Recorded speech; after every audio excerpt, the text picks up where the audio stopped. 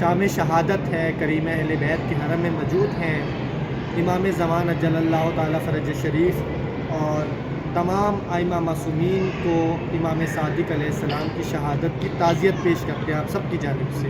ابو بصیر جو کہ امام کے عظیم اور جلیل القدر صحابیوں میں جن کا شمار ہوتا ہے، وہ فرماتے ہیں کہ جب امام کی شہادت کے بعد میں امام کے گھر امام کی زوجہ حمیدہ سے تعزیت پیش کرنے کے لیے گیا اور میں نے امام کی زوجہ کو تعزیت پیش کی تو ہم دونوں بہت ہی شدت سے روئے، اور حمیدہ نے کہا اے ابو بصیر، اگر تم امام کی شہادت کے موقع پر موجود ہوتے تو تم تعجب کرتے کہ امام نے کیا فرمایا۔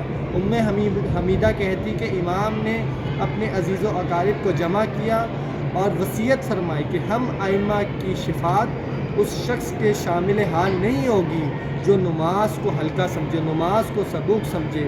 تو امام نے یہ معیار دے دیا کہ جو نماز کو ہلکا سمجھے گا، جو نماز کو سبوک سمجھے گا، ہم ائمہ اس کی شفاعت نہیں کریں گے۔ کیوں؟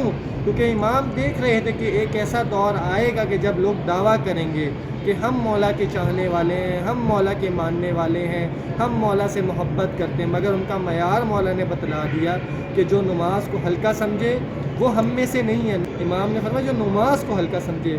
اور دوسری وصیت جو امام کی روایات میں ملتی ہے، امام کہتے ہیں کہ اپنے عزیز و اقارب کے ساتھ، اپنے رشتہ داروں کے ساتھ، اپنے مومن بہن بھائیوں کے ساتھ، اپنے آس پڑوسیوں کے ساتھ صلہ رحمی کرو۔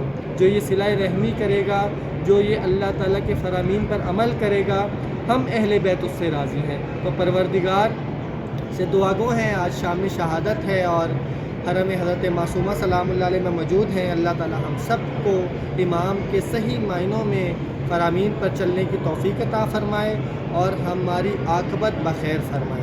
اللہم صلی علی محمد وآل محمد وعجل فرجہ۔